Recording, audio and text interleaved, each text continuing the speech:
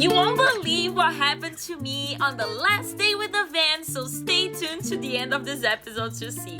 I'm also gonna share a little bit of my routine at night in the van, which was kind of wild to set it up, talking about wild encounters with iguanas, a visit to the iconic Cape Florida lighthouse that was built in 1825, and all the amazing things you can explore while visiting Biscayne Cape Florida State Park. I'm gonna share different activities you can do around, what are the best spots to go, and some incredible pictures that you can snap in this beautiful park. This is a short and sweet episode, so stick with me to the end to check it out with me. If you're new here, welcome. I'm Selena, but you can call me Sally. I travel in a camper van, sharing epic adventures, secret spots, and travel tips. This season is packed with excitement, and here's something special for you. At the end of the season, I'm giving away a free or discounted ebook with everything you need to know about renting a camper van and must-have app. But don't worry, if camper vans aren't your thing, the highlight of this ebook is my tried and true ultimate itinerary for the Florida Keys, so you have the best experience possible. Just watch each episode to collect the secret word to make your dream trip a reality, and I'll show you how to claim your ebook at the end.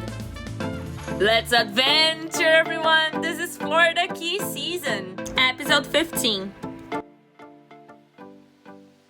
So the Florida Keys is all these islands connected by bridges all the way at the south end of Florida. We explored a little bit of the South Florida, and now we're going to the last key, which is closest to Miami, this little adjacent island connected by a bridge called Key Biscayne. Not to be confused with Biscayne National Park, which is a different way to get there. And in a different season, I am sure gonna take you all there because that's in my bucket list. But today we're gonna explore what do you see in Key Biscayne Island. After leaving the Miami Zoo, which you checked out in last episode, and if you haven't yet, check this out because it was an amazing experience crawling underneath a crocodile. Okay, so the drive to Key Biscayne was this intriguing tunnels of trees until you got there. And prepare to pay for a toll road because this was the only one this entire trip that I actually went through to be able to get there. I would say if you don't have time to do the entire Florida Keys travel, but you are in Miami, this is definitely a day trip you must account for because it's going to the Keys, Key Biscayne, and you have that experience on driving on the bridge through the ocean and getting to the beautiful point. There's a state park where we're gonna tour around. And if you're a bike lover, as you can see, there is a bike lane all the way through, so this is definitely a great place to come and bike ride.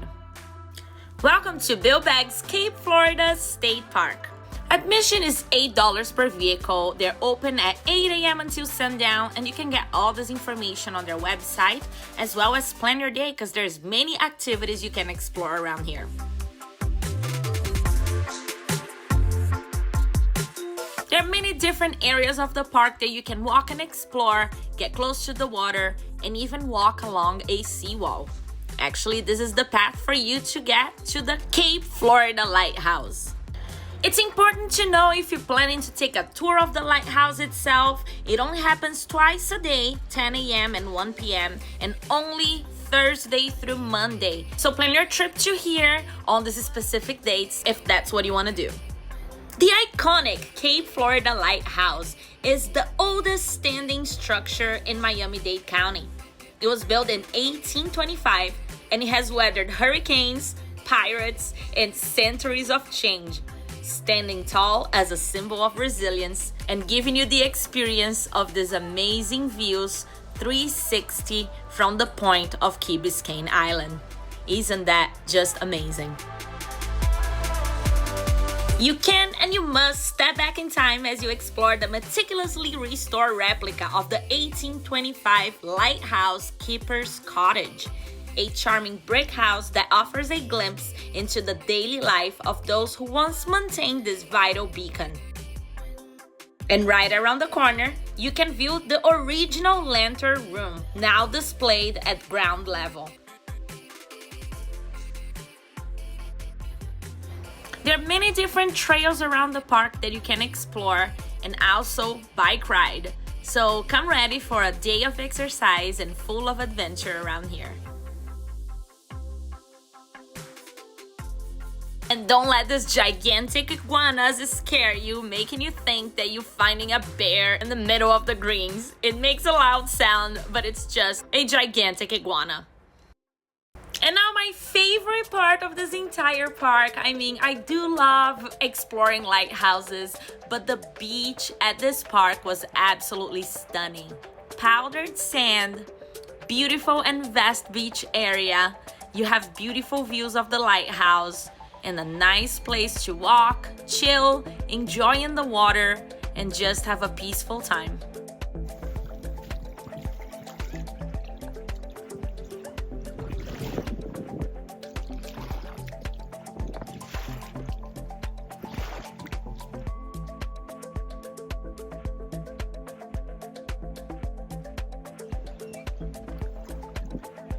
Another recommendation for this place is if you're looking for family pictures, wedding pictures, baby pictures, look at this scenery. This is definitely a spot to get some of those beautiful shots.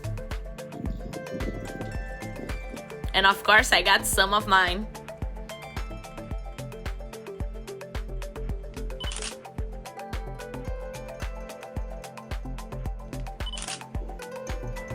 Whether you're here to tour the lighthouse, take a peaceful walk along the shoreline, or simply kick back on the soft, powdery sand, Biscayne, Florida State Park offers the perfect blend of relaxation and adventure. Enjoy the scenic hikes, bike rides under swaying palms, or even take to the water with a paddleboard. Or snorkel if, unlike me, you have the courage for it. It's the kind of place that invites you to slow down, breathe, and just be present. So if you're planning a trip to Miami, make sure to carve out a day to escape the city and discover this little slice of paradise called Key Biscayne, Biscayne, Florida State Park.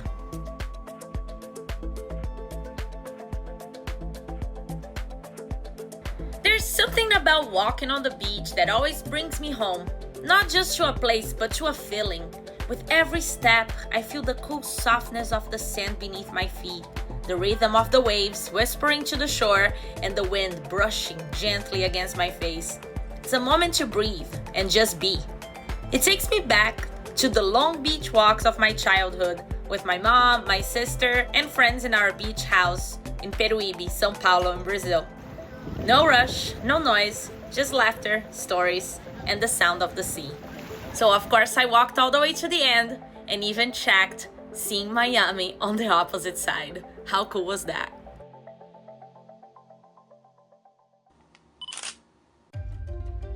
I can't believe we're at the end of another season, and what an amazing adventure this was.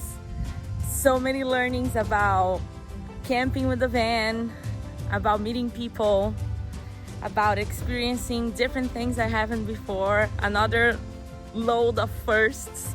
So for you that watched this entire season, thank you. For you that just got here, go back and check it out. Thank you all so much for the support. Let me know in the comments what questions you have. Let's see what comes next. If you haven't yet, please subscribe. My sunglasses are falling. I'm just so grateful for this amazing season, the safety, the protection, being healthy, besides getting sick. So I hope you enjoyed the season, and let's see what's up for the next one. So stay tuned, because we will talk about that in the next episode. But we're not done yet. We're catching this beautiful sunset in the park, which I strongly recommend. If you come here, you do not leave without witnessing this amazing moment of the day. And now we're gonna head back to Miami, and you won't believe what happened in my last minutes with the van.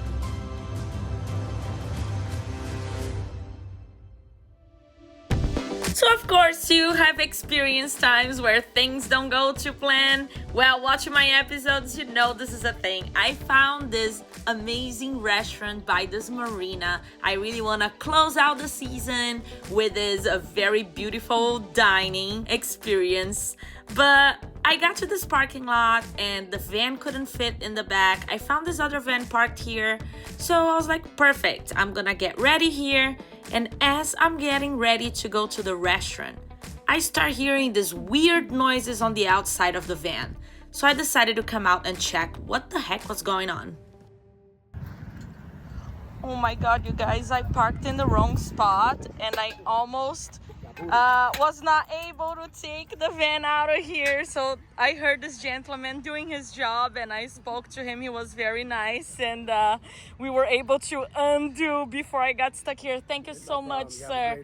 Thank you. So yeah, let's go to the restaurant and figure it out. Thank goodness I was in the car putting makeup and I heard it.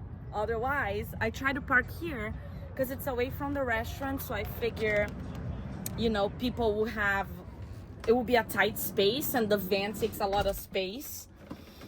So let me go drive there and get this van out of here. Holy cow. So unfortunately, I swung around to the restaurant and they said it's valet only. I needed to leave the keys of the car. And I cannot leave the keys to my hotel room. So I just enjoyed a little bit the water and the stars. And I figure I will find a place to dine in Miami. So let's head to Miami.